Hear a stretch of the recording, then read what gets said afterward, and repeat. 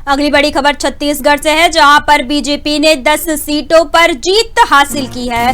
छत्तीसगढ़ की 11 सीटों में से बीजेपी ने 10 सीटें जीती हैं। एक सीट पर कांग्रेस ने जीत दर्ज की है। कोरबा से कांग्रेस प्रत्याशी ज्योत्सना महंत जीती हैं। रायपुर से बृजमोहन अग्रवाल ने दर्ज की है बड़ी जीत। राजनांदगांव से भूपेश बघेल चुनाव हार गए हैं। बड़ी खबर हम आपको बता रहे हैं, जहां पर छत्तीसगढ़ की 11 सीटों में से 10 सीट भाजपा ने अपने नाम कर ली है। वहीं एक सीट पर कांग्रेस को जीत मिली है। कोरबा से कांग्रेस प्रत्याशी ज्योत्सना चरणदास महंत ने अपनी जीत दर्ज की है।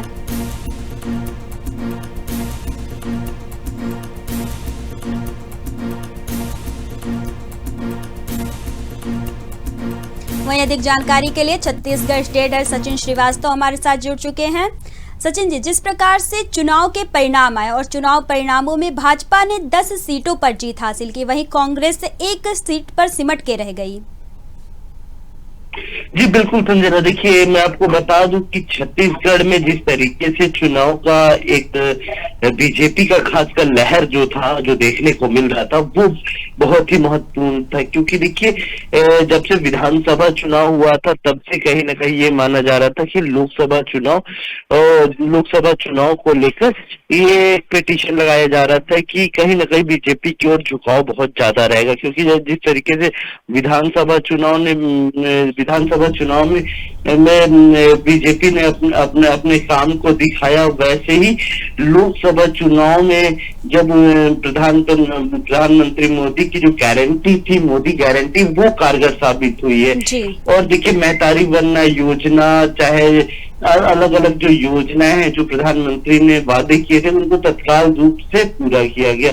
तो इससे कहीं ना कहीं छत्तीसगढ़ की महिला और सबसे ज्यादा जो कारगर हुआ है रोजगार को लेकर, जो अलग अलग सेक्टर में जॉब के लिए निकाला गया, वो कहीं ना कहीं कारगर साबित हुआ। और देखिए 11 सीट का, जहां पे बीजेपी ने 11 सीट की दावेदारी कर रहे थे कि 11 सीट के हम 11 पूरा निकाल लेंगे। क्योंकि देखिए छत्तीसगढ़ में 11 लोकसभा क्षेत्र है और 11 में से बीजेपी ने बोला था 11 हम निकाल लेंगे। मगर देखिए वहीं पर ज्योत्सना महंत जो कोरबा लोकसभा क्षेत्र से चुनाव लड़ी थी, वो एक सीट को बचा ले गई। देखिए कहीं ना कहीं कांग्रेस का एक जो नाक है वो बचा है ज्योत्सना महंत के कारण, ये छत्तीसगढ़ में माना जा सकता है। क्योंकि देखिए ज्योत्सना महंत ने जिस तरीके से चुनाव प्रचार कर रहे थे उतना लोग नहीं मान रहे थे कि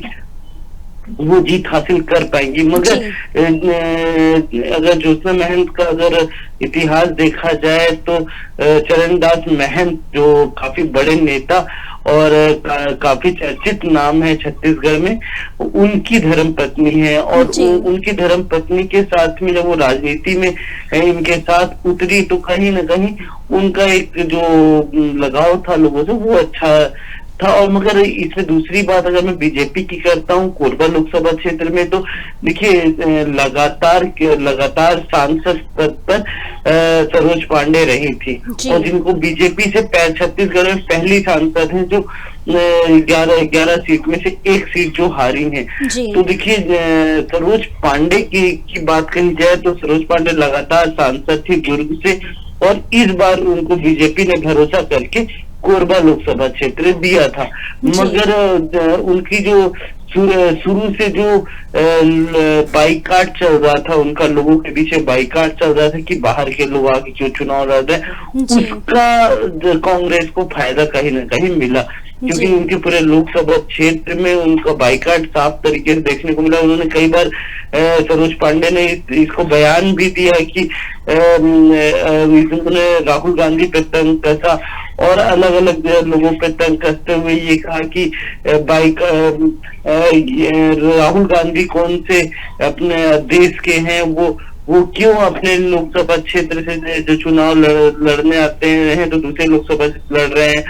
तो ये देश मेरा है और मैं अपने देश में कहीं से भी चुनाव लड़ सकती हूँ, इस तरीके उन्होंने बयान भी दिया था। मगर लोग थे उनका समर्थन उनको ज्यादा प्राप्त नहीं हुआ। मगर बीजेपी ने जो भरोसा जताया था उनपे कि लगातार वो सांसद थे, और बीजेपी ने जो भरोसा दिखाया था वो कहीं ना कहीं टूटता हुआ नजर आया। मगर बीजेपी ने पूरे 10 के 11 में से 10 सीट निकाल ली है। और सबसे बड़ी बात है छत्तीसगढ़ में कि राजनांदगांव से भूपेश बघेल, जो छत्तीसगढ़ के कांग्रेस के जो सबसे बड़े चेहरे थे, उनको हार का सामना करना पड़ा। और देखिए 50,000 लगभग 50,000 सीटों से 50,000 वोटों से वो हार गए। और देखिए, और जो एक भूपेश बघेल पे खेला गया था कि भूपेश बघेल अपनी सीट तो बचा के ही ले जाएंगे, वो देखने को नहीं मिला। भले वो शुरुआती दौर पे जब काउंटिंग चल रहा था तो शुरुआती दौर में वो आगे नजर आ रहे थे, मगर वो जब सेकेंड राउंड चालू होता है और वो पीछे होना चालू होते हैं तो लगातार वो पीछे होते चले जाते हैं और 50,000 वोट से हार जाते हैं। तो देखिए साफ तरीके से अगर देखा जाए तो भूपेश बघेल का ही एक चेहरा था जो छत्तीसगढ़ में माना जा रहा था कि वो जीत सकते हैं, मगर उनको भी यहाँ पे हार का सामना करना पड़ा। जी सचिन जी, अगर हम भाजपा की बात करें तो भाजपा ने चुनाव से पहले 400 पार का नारा दिया था, लेकिन जब रिजल्ट आया तो भाजपा 300 पार भी नहीं कर पाई, जिसकी वजह से कई राज्यों में भाजपा को अच्छी खासी सीटें मिली है, लेकिन कार्यकर्ताओं में उतनी खुशी नहीं देखी गई।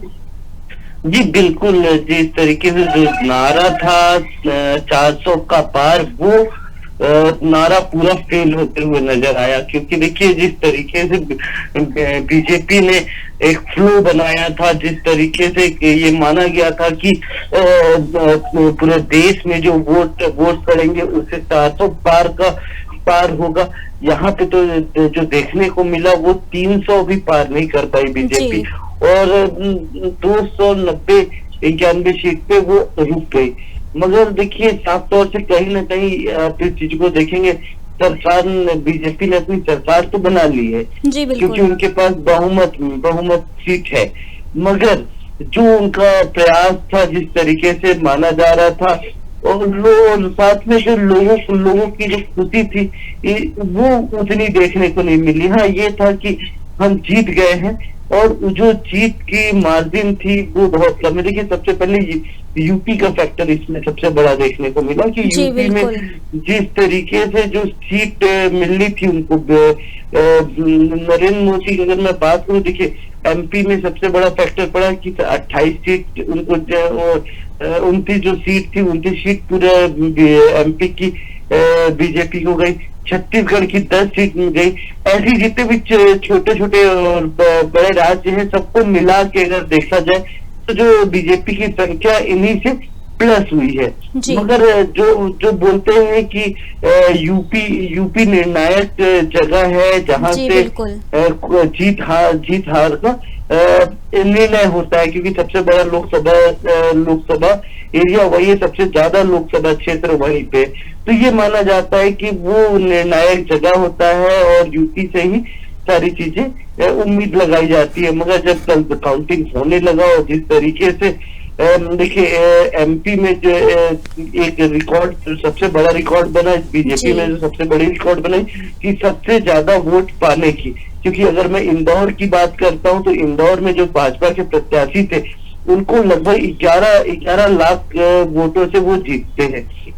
उसके बाद में